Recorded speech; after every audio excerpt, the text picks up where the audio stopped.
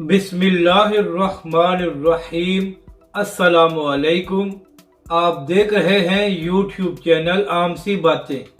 सदीक जान की इमरान खान की हुकूमत पर तनकीद, तहरीक लब्बैक के बाद असातिज़ा पर जुल्म और क्या अब किसी के खिलाफ कार्रवाई होगी, इस वीडियो में हम इसी के मुतालिक बात करेंगे।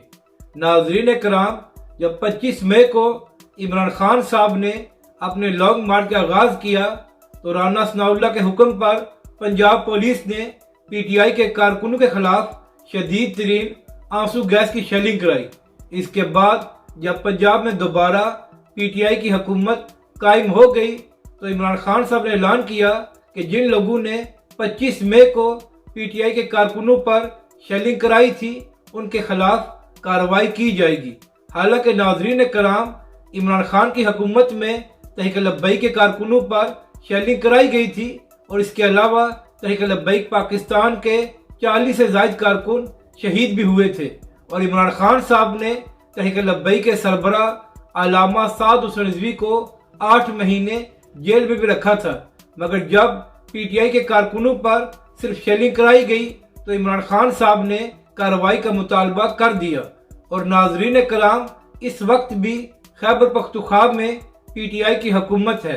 तो कल असातिज़ा किसी मामले पर पेशावर में प्रोटेस्ट कर रहे थे तो खैबर पख्तूनख्वा की पुलिस ने असातिज़ा पर शदीद तरीन आंसू गैस की शेलिंग की, जिसके बाद बहुत से असातिज़ा जख्मी हो गए। इसके बाद वो सहाफ़ी जो पीटीआई और इमरान खान साहब की लाइन लेते हैं, उन्होंने भी खैबर पख्तूनख्वा की हुकूमत की शदीद मजम्मत की।